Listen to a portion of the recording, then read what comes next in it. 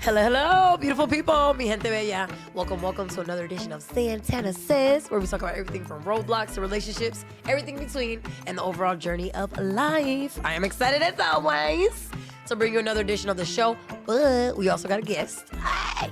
And on top of that, we are starting a new series, y'all. It is March. We're getting into March now. First of all, this year is not playing. It's flying. It's not. But I also need it to, because some things are feeling like I need them to, like hurry it up. Yeah. Hurry it up. Yeah. I need that. Yeah. And so we love is that March lets us know we're getting closer to spring too. So I love Which that. I love that. Yes. And Women's History Month. Shout out to all the women. Exactly. Yeah, Women of all kinds, all backgrounds, all everything. Yeah. We the love 92%. women. Let's go, exactly. Mm-hmm. So you see our guest is already, mad educated, gonna be dropping a lot of things. But I would love the beautiful people to know a little bit about you, who you are, just, a little bit about you here today. Of course. Well, first of all, I'm so ecstatic to be here. Yeah. I am such a huge fan of yours. I watch the episodes. I pass along the episodes. I think that you're doing amazing work in just the topics you cover and the people you have on. So I'm actually really honored to be here. So thank you so much for having me. I am Lauren R. Welch. I am an advocate. I'm a brand strategist. I'm a publicist. I have been working in this career as a creative for almost 15 years now. Let's go. I started off my career in Los Angeles. I'm from Cleveland. I'm a Cleveland native. Hey. But I did go off to Los Angeles after undergrad, where I was doing a lot of work in Hollywood and elevating the stories of major brands and movies and talent. And then after I did that for a while, I was like, you know what? I really feel like I'm really passionate about uplifting the stories of people in my community, uplifting the stories of people who are making an impact. And so when I moved back to Cleveland, that has really been not only my bread and butter, but it has been a large part of what motivates me every single day is really trying to uplift the stories of people around me. And I do that in a number of ways. I do that through politics. Yep. I do that through education initiatives. I do that through environmental justice. I mean, if there's a cause that I'm very passionate about, including women, I'm always about uplifting those stories because I think we need to hear them. And so that has been like my career in a nutshell. Okay, very good. Very brief nutshell. Exactly. Yeah. We'll be able to parse that out. Yeah. But I think starting there, so first of all, I love even hearing the honor that you have because I'm over here fangirling. So I'm just listen, I think, and you never know, honestly, who sees the show and all that, because even when we had seen each other and you had said that you even watched it at all, let alone shared it, all that, I was you never know. You're just yes, because I'm telling you, even to this day, I'm still I'm not sure how it's received or what we're doing, but it's so awesome to know because I definitely think, and with, like I said, with all the accolades that I want to give and all the kudos, I definitely think you are a force, Miss Ma'am. So that. It is definitely an honor and a pleasure to have you here. And because we just said, I think women, we deserve not only to celebrate other women, yes, but also see great, successful women. Yes. And I just think it's, you've always been somebody that, I love your grace, you know what I mean? Thank that you exude, the presence, but also how authentic, you I appreciate are. that. Yes. Yeah, I appreciate that. I didn't get here overnight, you know. I think for women, we are always told we have to shrink ourselves in one way or another. I think if it's not in our spaces, then when we're out and about, there are all these signs around us that are telling us that we need to be smaller. Yep. And I just kind of reject that entire idea. Exactly. I think that women are brilliant and they're bright and they're beautiful and we deserve to shine, and we deserve to shine in the ways that is most authentic to ourselves. And I think that I've kind of found that sweet spot, which I'm really grateful for. I'm always learning every day how to refine it. For real. But I allow myself that grace as well, because I always like to say to myself and my friends, we haven't been on earth this long. You have to give yourself a little grace. And I do. But I do believe in being authentic. And I know that's kind of a buzzword now. But I do really specifically remember the day I decided that I was going to stop code switching, that either you were going to take me as I am, or that just wasn't the space for me. And it's been downhill ever since. Yes. No, definitely. Uphill and downhill, all the good things ever since. No, so true. But I also love that you said that so buzzword because that is kind of where we're at now. Like a lot of things do seem, and it is true. I do think that, some people, there's a lot of people that have mics nowadays. Yes. Not all of them are needed. Well, I know. Listen, they need to upcharge these days on the mics. Yes. Not you. I'm like, you have well earned your keep. Thank you. I'm like, that is one pod that I do watch. But yes, I'm with you. I mean, no, it's a lot of them though. But I see it as a podcaster, like, and I'm just like, are you? Well, and as somebody in PR, what we're experiencing now is just people who haven't had a voice before find it. Yeah. I wish that those people would find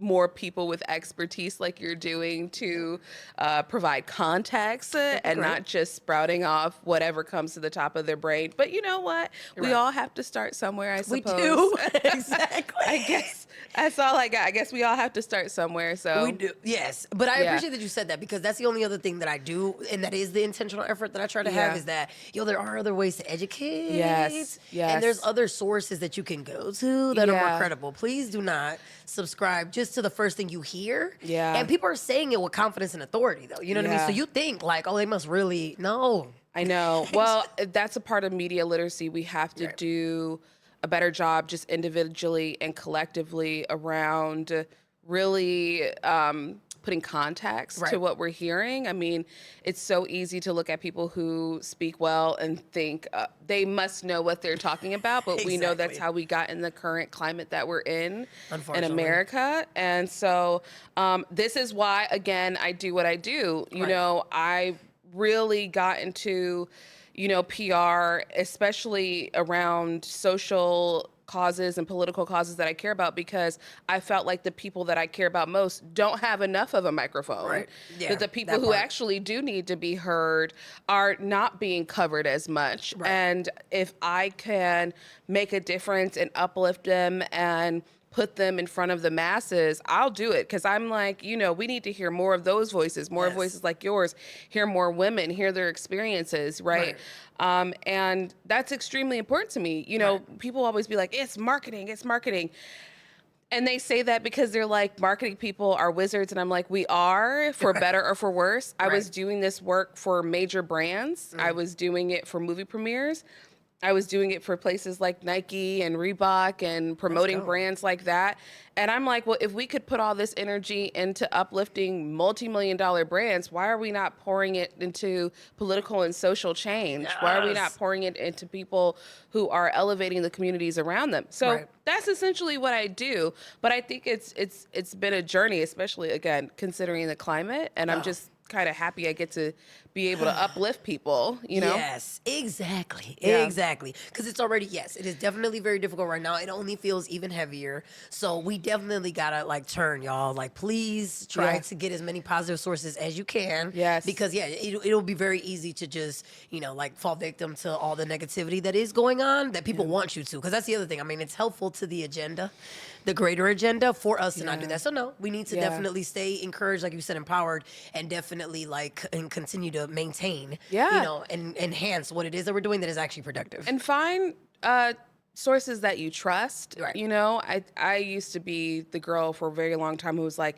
just Google it. And I realized that now Google is like, it's a hit or miss now if you're looking up certain things. But I think it's important to look at creators that you respect and are educating individuals like yourself who have people on their podcasts or on their shows who are educating the masses. It's important to follow those people, look at who they're following. We're going to need that. I'm constantly paying attention to, I don't know, I know a lot of things. I do a lot of things well, but I don't know everything.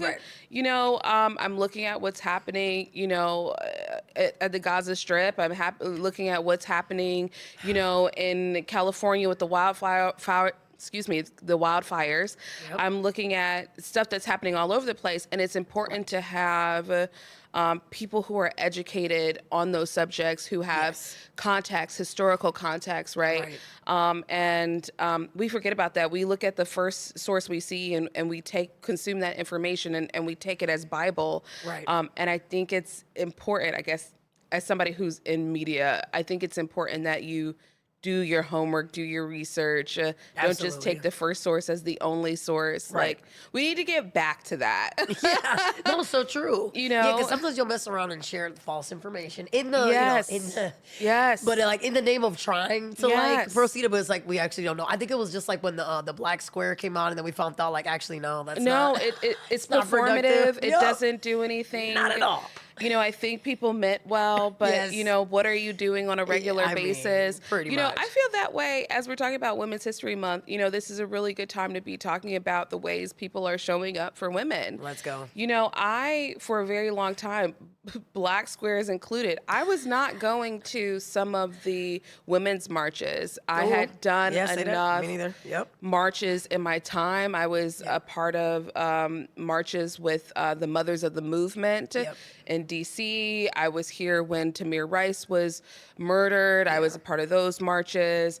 And when I was a part of those women's marches, although I love advocacy in that way. I love protests. I love marches. I think that there's something powerful about people who can galvanize in that way. But it was becoming really performative. And I remember that first election of Cheeto Man. Yes. And going to to a march right after that and thinking to myself, some of you failed us. Yeah. Yes, you did. And so I always like to ask people, what are you doing beyond showing up at these marches? Exactly. Please let me know. It's important beyond the performative aspects of activism to show up in ways that actually make a difference. Right. You know, these are people who are online with their pink hats, but then when their colleagues and their coworkers are having an issue with them, they can't even have conflict management, right? Yep, that's a problem. And that's an issue. Yes. And so it's one thing to shout and yell all day, women need rights, you need to give us our rights. You know, and I'm speaking about this for everybody, or you need to, advocate for communities, but then in your own spaces, in your homes, in your communities, in your churches, in your synagogues, and in your workplaces, you struggle with conflict. Right. You struggle with hard conversations. Yes. You are ready to, turn someone into HR, because the black woman told you you talked to her disrespectfully. Correct. And maybe you did.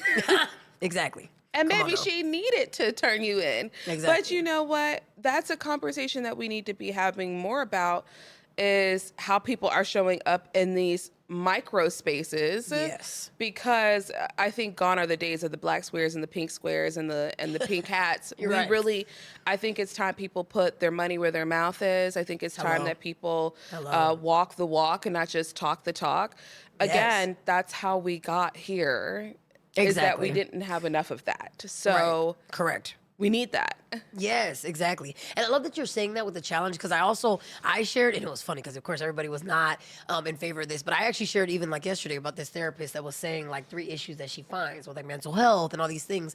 And part of it was that sometimes we pathologize, we actually pathologize like normal situations. Like they're actually normal conflicts, but we're like, oh, we chalk it up to like a disorder. It has to be like enhanced. Like, no, sometimes we do just have regular situations that we should learn how to deal with, and honestly not have to like, categorize or do anything. Like, no, we need to know how to have regular interactions. Yes. Take constructive criticism, please, and don't chalk that up to something else. Well, and I think that's a part of social media culture, right? I think the buzzwords, right? I think people have honestly, as someone social work adjacent, have weaponized some of the tools and the language that has been used in those spaces for a very long time. And so now everybody's a narcissist. And so everybody, right? Yeah. I'm sure you can relate to this. Yes, exactly.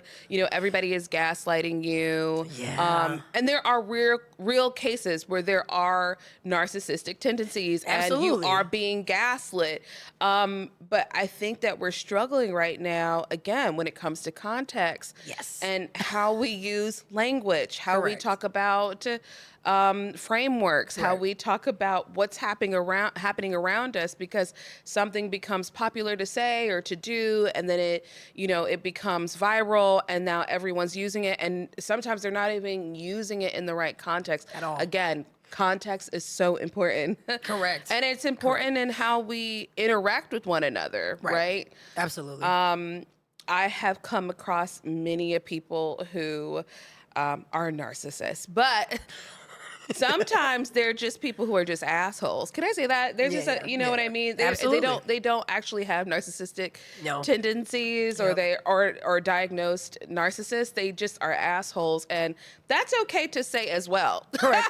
Yeah, correct. We need to deal with those situations as well. But again, context is important, and you have found in these spaces that people are like, without any degrees or certificates, misdiagnosing people. You know, we have to do better about, again, uplifting people who have the context, the education around this language, these systems, so we could properly educate people on how to frame what's happening around them. Absolutely. And speaking of, you have that, you know what I mean? Yeah. And so like you I try my best. Yeah, no, definitely. Yeah. But I also love that, like you said, you took time, you know what I'm saying, to make sure. And so like when you show up, you know what I mean, and what you do is because this is years of work now, you know what I mean? So it is something that was just overnight success. No, like, and listen, I mean, it's interesting. I have this conversation with my friends. You know, when I was working red carpets right after undergrad when my friends were still working in call centers. And there's nothing wrong with call centers. I'm just using it as a frame of reference, which it does something to you around how you just age, because you grow up really quickly when you're forced to be in spaces that are really adult. You know, working red carpets at 22 years old is insane. But I'll also say in undergrad, I was a part of my Black Student Union. Let's go. When I got to LA, I was a part of the Lean In movement with Sheryl Sandberg, and I was leading Lead In circles. And then I got back to Cleveland and I was like, ooh, it's a boys club. And I brought Lean In circles here and had a chapter, but then I was like, I need something for women of color because you know, we don't have representation enough in these spaces. And then I started the Women's Leadership Guild, which was an organization for women of color, so they can elevate personally and professionally. And then I would go on to sunset that and work in different spaces to help women, and then would help Enlighten Solutions, who worked on Project Noor, and help them launch Enlighten Solutions and help them launch Project Noor. And so I have been a part of so many different spaces where I'm been in the work, I've been educated about the work, I have studied the work, you know, and so, I didn't just get here yesterday. Exactly. No, ma'am. And I appreciate you for mentioning that, because sometimes you're just in the weeds of the work and you forget that there has been a long history that has come before I got here. But I mean, that work is important in framing, you know, what's going on around us. I see so many people who moved to Cleveland or are elevated in their career, and maybe they haven't been a part of that work before. Yeah. I like to pride myself in showing up to tables to not only just have a voice for myself, but I feel like I'm walking hand in hand in these tables, to these tables with the women who are around me, the women who've come before me, their lived experiences, what I've learned, right? It's one thing to have a learned experience. It's another thing to have, again, context and expertise to share with people why these things might be happening to women. Absolutely. So I do that often. But again, we need more people at the table, more women at the table, more Black women at the table, and in any space that I can where I'm advocating for Black and brown women, women in general, I'm going to do it because, I mean, we are seeing, again, the most mediocre folks occupy spaces of government, make decisions about our body, make decisions about our livelihood. And it's important that we're at the table. Correct. And so I advocate for that, if not every other day, every day. No, correct. Yeah. Because it is that. It's important. It is. And I want to stress to people the importance of having representation at the table, but representation that has not just the lived experience, but the expertise. Yes. Because all our skin folk ain't kin folk. Oh, say that one. People But struggle with that one. correct. They do. Well, that part, and because like, and even in the midst of your like route, I've definitely had a lot of dialogue on the show about being, Afro Latina, and Yes. Black. The race is Black. Yes. The ethnicity is Latina. Yeah. So like, yeah. But of course, that's also so hard. It's layered. Yes, and it they is. put people in boxes, and they forget about Afro-Latina girls, and that's important. Right. No, for sure. That's representation. You have these lived experiences in these different spaces. That's important as well. No, absolutely. And I like that when it gets called out. So, like, I also shout out to Selena Pagan from Young Yes, Latino Network. I love her. Yes. We love her. Exactly. Come on, women. You know what I mean? And I told her, I was sharing, like, yes. Listen, we've had conversations. Oh, good. Her Okay. and I have had conversations about these spaces and who gets elevated in these spaces. Absolutely. And again, shout out to her because she continues to do the work. She's someone who, when I moved back to Cleveland, was in the trenches of it. I know where my sisters are at. Yes, exactly. I know, listen, there's a saying, and I don't remember if it was Drake. I hate to use him as an example, but you wasn't with us shooting in the gym, and I know who I was around in 2014, 2013, 2015. I saw who was around me in these spaces before it became popular. To advocate for people. Yes. I knew who was out there doing the work before you could make a dollar on the work. Yes. And that's not to say you can't join in to the work at any point in time, right? Absolutely. I'm all here for people signing up and doing what they need to do to advocate at any point in time. But I remember the shooters. That's all I'm saying. Exactly. And she was one of the shooters. Right. Oh, and I so believe that. there's context there. As a millennial, as, Black and brown women, I mean, there's context there. Because when we talk about, Cleveland being the worst city for Black women, I'm like, well, but we told y'all that in like 2015. Exactly. There ain't no information.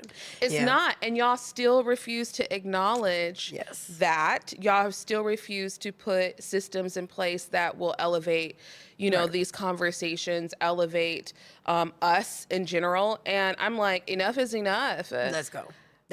So shout out to her. Definitely. Yes, because she was also calling out, definitely, like racism, also another buzzword or trigger. That everybody does. And I just loved it. I was like, girl, yes. Like, please let them know. And because speaking of seats, I mean, she was saying this at the City Club. I remember. I watched it. Oh, hey, I know. Let's go. I know, right? You have to do it there. You have to do it behind closed doors. You have to do it in front of closed doors. You have to do it everywhere. Exactly. She does it everywhere. Yes. I do it everywhere, for better or for worse. I think, and she can attest to this. You should have us both on the show at some point in time. But she can attest to this.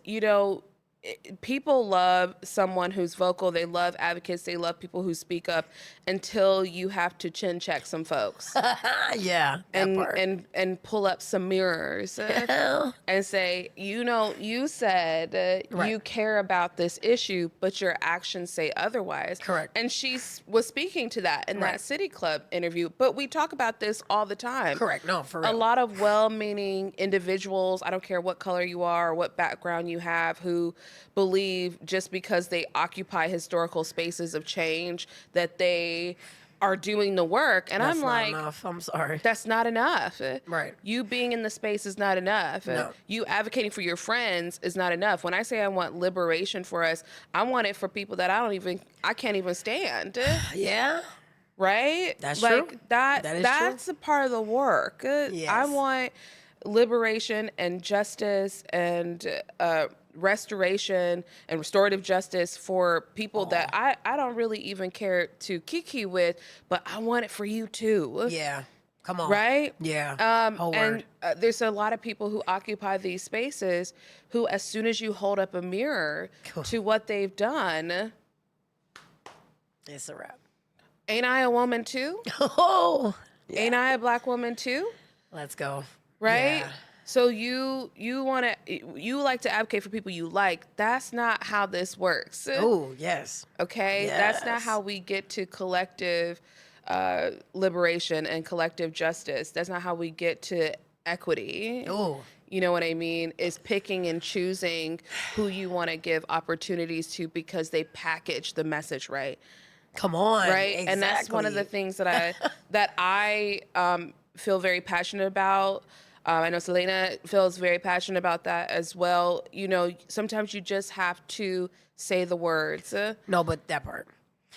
But that's also what I was gonna say too. But speaking of you, back to you, you know what I'm saying? Because it's incredible work. Because like you even said, you also, so not only, have you done it, like I said, you put the work into it, but also the incredible things that you even named. First of all, she named a whole bunch of them. Like, you know what I'm saying? Like it was so many things that you've been a part of that you have built, like the leadership guild, like all of these things are amazing. And yes, I love seeing that everywhere, like all this research that was published, that again, like this force behind it. And it was a great way to not only, go back and like, again, like have like different things that can now, further enhance the message and like make it stronger. But now it's time to do the work. Correct. Right? Correct. It's time for people to not just continue to hear our stories. Right. Again, it's important that people put their money where their mouth is, that they walk the walk and not just talk the talk. And that goes for all of us. I think for a very long time in 2020, there's a lot of work that we were doing around anti-racism work. Yep. Right? The Black Squares, people were going to their racial equity trainings and were like, I'm white and I have not been doing right. And I'm like, yeah, but we all have fallen victim of white supremacy. Yeah. People forget about the ways in which there's internalized racism, there's internalized sexism, that sometimes it be your own people. And so we all have to unpack the ways in which we have propped up these systems, propped up white supremacy, and have to do the work of unlearning to relearn how to show up for people around us, right? Exactly. And that I do believe wholeheartedly white people do have to do their work. Listen, when I'm talking about the women's marches, I'm like, white women, you got to gather your people, okay? We have done enough of that work.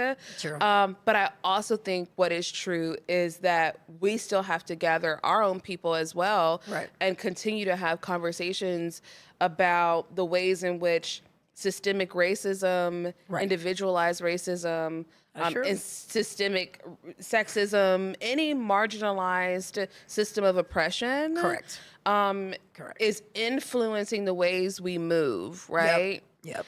And we all have to do that work. I have to do that work. Right.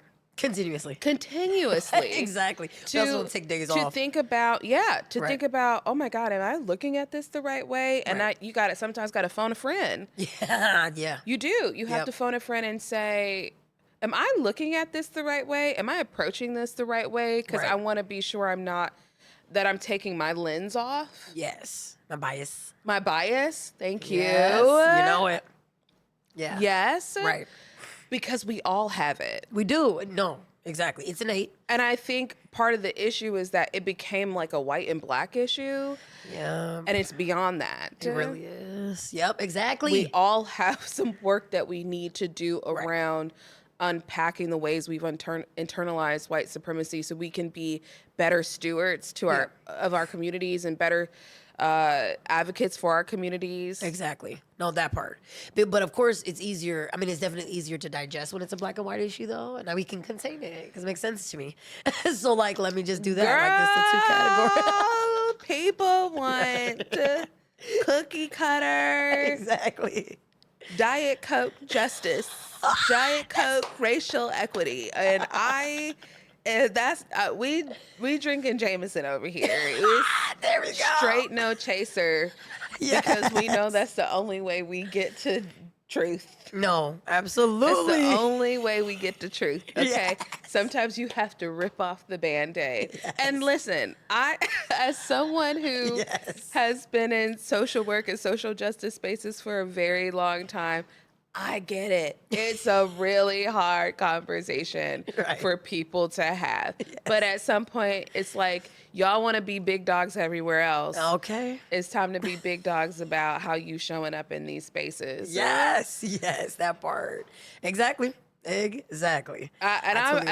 stand on that. And people, no, like, amen. I mean, and sometimes it's the work that's done when nobody is watching. Correct. I've had instances even this last year where I've been talking with colleagues and I was like, I cannot be out in the streets saying these things and advocating for these people when the lights are on, but then behind closed doors, I'm not talking about something that I'm visibly seeing that is unjust. Exactly. Yes. Correct. And some people won't ever see those emails. No. Some people won't ever see those text messages. Some people won't ever see those phone calls. Right. But I will know I have made them. Absolutely. People who I'm advocating for, even if I'm advocating for myself, Let's go. will know that we've made them. Exactly. And that's when it matters most. It does. Right. Sometimes it's not the lights and the cameras. It's when you have to pick up the phone and be like, hey, so if I'm hearing this correctly, how this shook out was not okay. Right. And let me unpack for you just briefly what I'm seeing here. Exactly. In case you missed it. In case you missed it. And I have to tell you, along the way, this work does not come without its fair share of criticism. Okay. And I think that sometimes, many are called, but few are chosen. And I feel like I have just enough thick skin built up from Hollywood where, it is what it is. I think that there are so many more lives that have been changed by the work that I do, not just individually, but with other people in these groups, in these spaces, in the various boards that I sit on, where I know collectively we're getting work done. There's people who are like, I'm so happy that you spoke up about that thing. Yes. I'm constantly learning and evolving. I'm not who I was when I was 20 years old or in my 20s. I've definitely changed along the way and allow myself grace. And I always have to tell people, like, listen, I don't know which version of myself that you experienced in my 20s. I know I was very spicy, but it's a new dawn and a new day. Exactly. And now that we're at the table together, let's talk. Yes. And some people don't want to have those conversations. How you feel me is the weight that you have to carry. Yes, exactly. Okay? So, I mean, it's a part of, I don't know, I just really am passionate about our communities thriving. Yes, I love that. And I just, you could take all of these boards and accolades and all those things away. At the end of the day, it's like, are you good? Yeah. Do you need anything? Do you need me to make a call? Do you need me to write a letter? What do we need so we can get ahead? And that's really what it's about. That part, because I also love that you're saying, and it's not just about responding to it either. It's also knowing strategically how to navigate around it. So you sounding off with that email, you know what I mean? So that's your cry, like where whereas in the past we might have done it with the protests, you know what I mean, and doing it that way. Yeah. Now we doing it by writing to people, you know what I'm saying, getting on boards, talking to the movers and shakers. Like we're just finding other ways to still show up that same way with that same fire. Absolutely. And again, I say I will always love movement and protest, and I believe the outcry of people is important. I've been to so many now in my lifetime, my small lifetime, that those voices are important. My voice is important. Your voice is important. When I've been on the front lines, even with the mothers of the movement, I can feel I'm not a mother, but we all are collective mothers in our own rights on how we show up for our nephew, our nieces, our friends' kids, right? Yep. That's what a village looks like. Yes, it does. And so when the mothers of the movement ached, I ached. Yeah. Because those young men and women look like me. Breonna Taylor, Tamir Rice, they look like us. Correct. So I ache. And so those voices are important to have. But I do also believe two things can be true, because I think people get caught up in, I don't want to go out there and protest. I don't want to, That's okay. What way works best for you? Correct. Is it making a phone call to? Exactly. Is it advocating? Is it being quiet? Hey. Some people show up in rooms and they're like, I'm so happy to be in the room. I have to and I get in rooms, I'm like, maybe your job today is to elevate somebody else's voice. Hey. Exactly. But seriously. Honestly, I am very conscious and cognizant of the fact that I get asked a lot to speak. Right. And sometimes when I know that there are other people, many times when there are other people who I know who are doing the work, I will send another name over and be like, have you considered this person? Come on. When somebody asks me about another board, I only believe in sitting on a couple of boards a year. There are people who sit on 16, 17. I don't know how you do this or why you do that, but there's no one else who can occupy the space. Right. So as a millennial, I'm trying to lead by example, pass names over. If I'm in a room and there's new faces, and I always am like, let's sit back, and maybe there's things that other people have to say about what's happening around them. You know, it's a seesaw, and that's for sure. I'm constantly navigating around that. But I, again, believe that there's so many ways that you can jump into advocating. You don't have to have the title of being an advocate. You don't have to necessarily do all the things that have gone viral in order to advocate for people. Sometimes, again, it's just checking on your neighbor. Correct. Right here. Right here. You know what I'm saying? You ain't gotta go far. You don't have to go far. You know, growing up, my grandmother would go across the street and see how her neighbors were doing. Yeah. You know what I mean? Yes. You know, I knew everybody's name on the block. Yes. And they knew my name because they was watching me as I rode my bike down the street. You know what I mean? It's that level of community. Yes. We need to get back to that. Yeah. Because how can you advocate for people that you don't even build relationships with? Yes. So anyways, I just... Right. Exactly.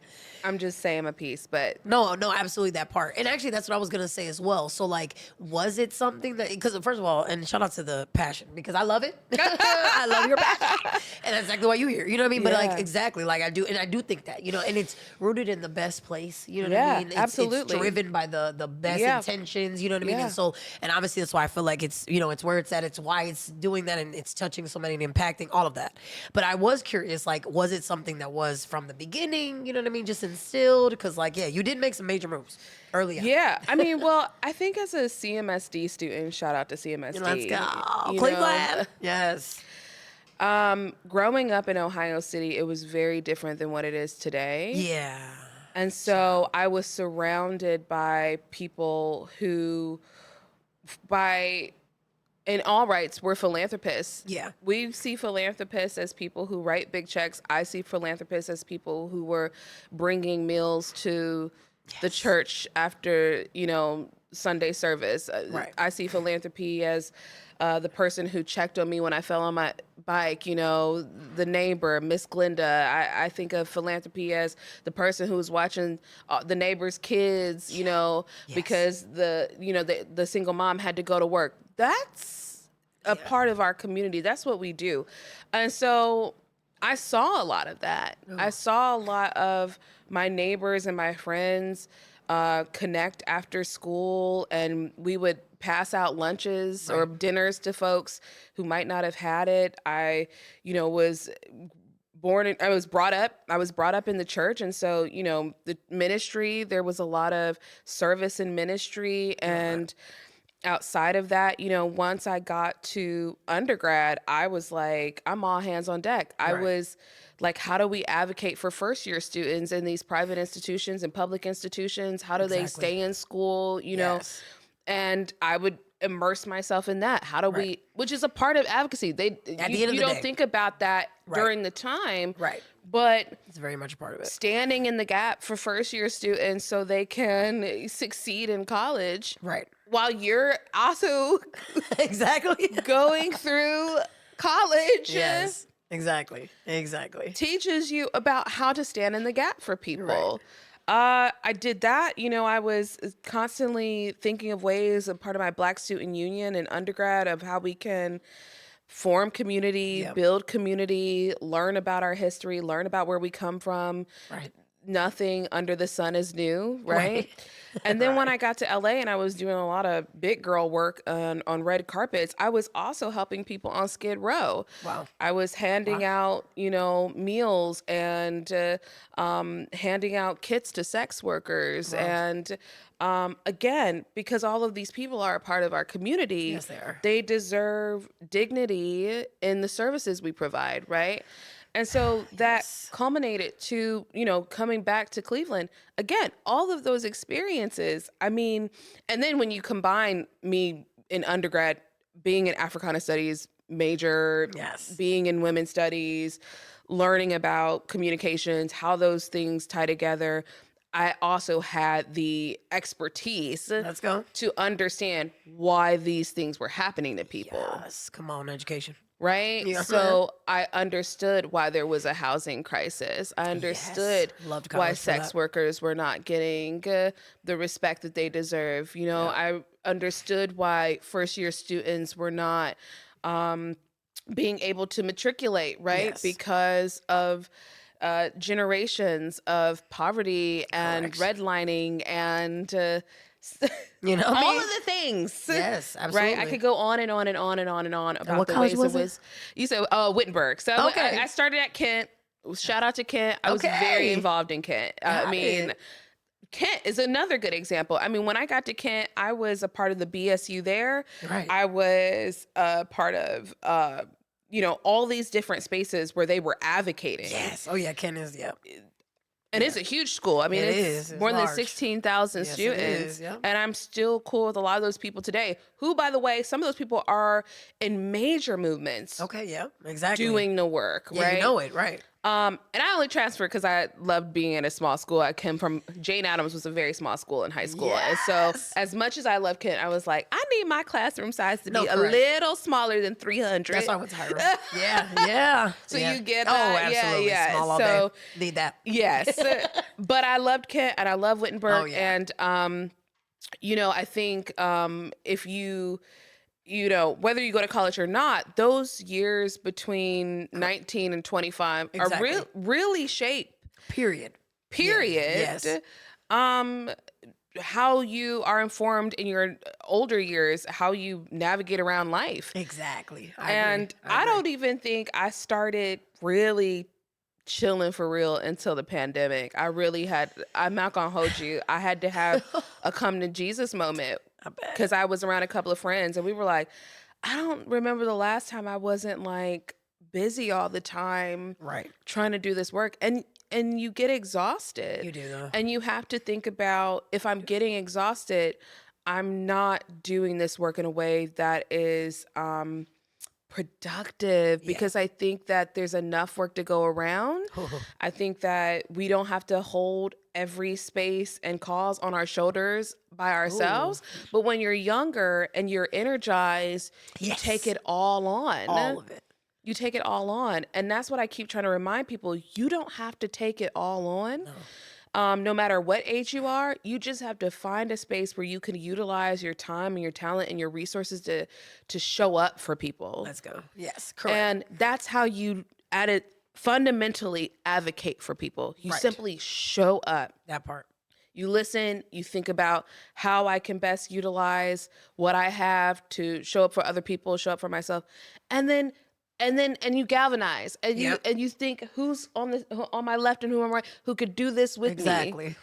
right? Because it shouldn't be on your shoulders Not alone. at all. Which was a good lesson for me. Again, it's an ongoing journey that I'm learning. It was a good lesson for me in the pandemic because I was like, okay, wait, maybe this is not my burden alone. No. I think a lot of women are waking up now. The Yes. 92% was like, Hey. we've carried y'all this far. Right. Who can pick up some of the pieces? Right. Who can join us in this work? Let's go. We're tired. We're exhausted. Yes, We've enough. done it. We have. So, yeah, I mean, I've been doing it a long time. I've been learning every year. I learn something different Right. about not just this work, but myself and how I show up in the work. Let's go. And I think the older I get, now there's 20-year-olds. Yeah. They're right. where we were at. Yes, And they now are. I'm constantly thinking to myself, how am I showing up for them the way I wanted somebody to show up for me? Right. Because, a lot of people gatekeep. A lot of people will not extend Nope. information, knowledge, resources, but that is the only way we collectively get ahead. And so Correct. now I'm thinking about, people keep calling us young professionals. I'm like, I don't think so anymore. Yeah. Have you seen the 22-year-olds? They're killing it. They're killing it. Yeah, they are though. Okay. I mean, they want to of knock it. TikTok, but I know the reason why they want to get rid of it is because Exactly. a lot of the education, now granted, there's a lot of stuff, it's a Yeah, cesspool. But if misinformation. you find the right creators, Right. They are doing the work of information sharing, knowledge sharing, of figuring out how to organize and mobilize in ways that we just didn't do. Yes, correct. And I'm like, we need to be looking to younger generations. I believe in looking up, looking down, looking side by side. I think we need to be looking all around us to think about how we can work together. But I also believe we need to not count out how young folks are. Young folks are always the heart of movements. Yeah, let's go, always. And so now, as somebody who's closer to 40, I know, I hate that. I was like, ugh, it's knocking. Than I am to 30. I'm thinking about who am I bringing with me? That's so true. People who are my age, people who are younger than me, people who are older than me, who want to continue the work, because that's the only way we can sustain anything. Yeah, really? Yes. And, you know, I just really, truly believe in that. Yes, absolutely. Yeah. And we do need that. And you know what else I'm also moved by? So yes, I love, that's why I had to know. I was like, was it, you know, what the university was? Yeah. I agree. And it was a very formative time for all of us. But I agree, especially when you get all of that. And you got to have like 2 different experiences. The fact that you had the large. Yes. That I had 2 different experiences. And then I immediately was on a plane to LA. And then I'm from Ohio City, a different Ohio City than what it was now. There's a lot of context that I bring to tables. Right. Yes. And expertise, and I'm observant and observing how things have shifted and how things have changed. But again, and I think not the buzzword, the word it seems of this video is context. Yeah. It's not enough to just show up to the table and be like, this is what I think, without. This is how we got here. Correct. This is how we can change these spaces, but this is what it's going to take. You need the context. Right, you do. So, yeah, I mean, but I started really young in this work, and I'm grateful for, my mother had a bookshelf that was filled with books. I mean, I was reading Angela Davis and Malcolm X and Toni Morrison when I was 12 years old. Now, there were some really adult themes that now I understand now and didn't quite pull together until I was older, but I was inspired. I was motivated. Absolutely. And, now with social justice movements elevating, and we're seeing it on social media, I have context. Right.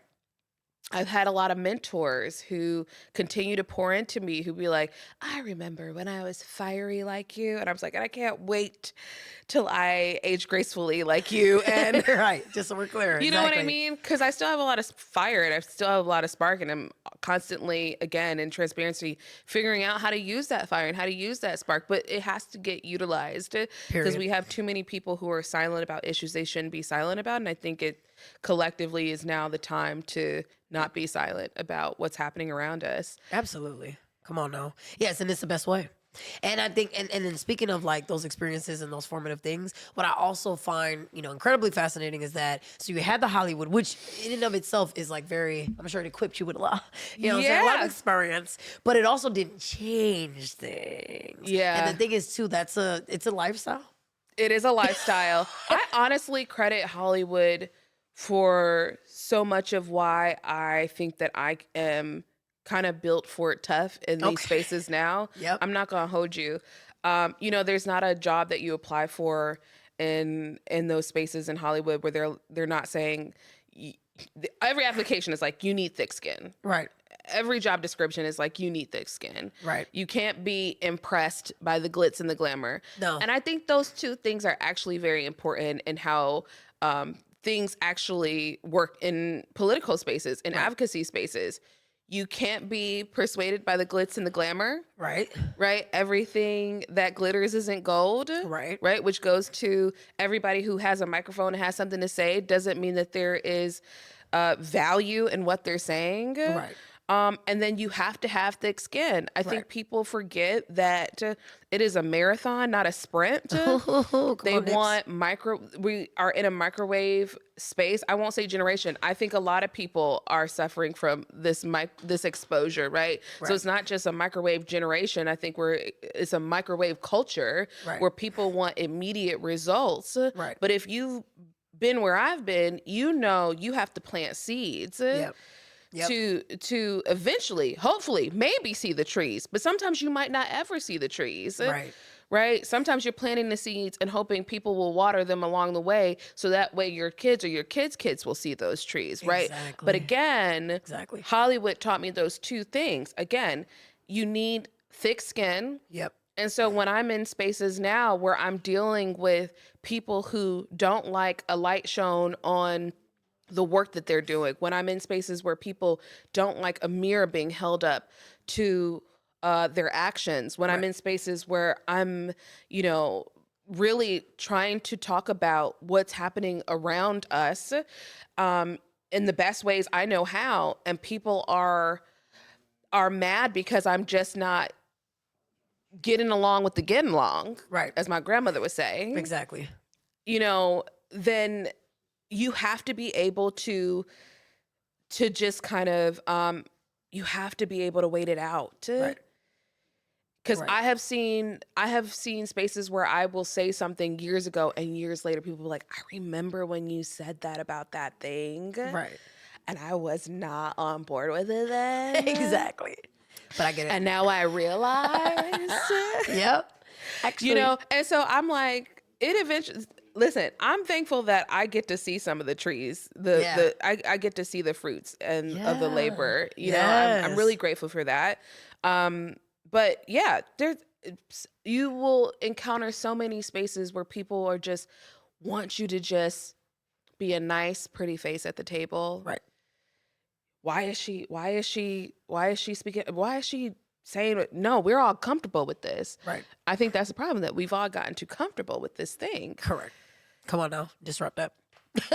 Exactly. Thank you. Yeah. It's early, y'all. I'm trying to find the words. The millennial brain is trying to find the words. But yeah, No, I'm a bit of a disruptor, but not without cause. I mean, I do think that there's times where you have to pick and choose your battles. Is this the right time to bring this up? Maybe if I bring it up later, it will have more momentum. But either way it goes, I mean, that's the game. Right. That's just the game. That's what we're here for. But there are way more people that I encounter who want you to drink the Kool-Aid, who want you to just go along with the program, than there are those who are willing to be change makers and create systems change and say, oh, it worked that way and it's not working so well. Can we try a different way? Exactly. We need more of that. Correct. What worked in the last season might not work in this season, and people struggle with change. So, I mean, sometimes I'm just the person who's like, have you considered this? I just got to be the person to ask if you consider it. If you want to do it that way, fine. But at least I said what I said. Exactly. That part. Yes, exactly. But and I feel better doing it. Yeah, you know what I mean? But Hollywood is a different space.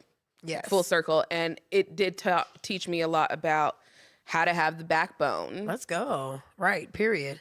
Which obviously has been helpful now and beyond, and will always. Right. Yeah. We do need it. Yeah. Yes. And when we talk about women, I mean, that's part of what I try and do is, or anybody who might ask, whether it's a man or a woman, or if, you want to be involved in these spaces and you need help on figuring out how to navigate them. I'm always more than happy to be like, let me show you. Right. Got you. Yes. I don't get it all right all the time, but no one does. No. But if you're really trying to be about that life, right. Let me show you these 37 years. No, for real. I got you solid. Yeah, for real. And sometimes I pass information along, and sometimes people do it way better than how I've done it. And I'm okay with that. No, for real. Yeah, you know what too. I mean? Yeah, You have to be. I do love. Yeah. I love that. I love, like when I sunset my organization, the Women's Leadership Guild, now we're seeing a lot of movement around like women's groups now, right? And somebody came to me and asked me one time, they said, do you ever feel like you were too soon? I said, no. I feel like I kind of paved the way, honestly. Absolutely. And I'm a part of those spaces. And sometimes I'm able to just share what I learned. Right.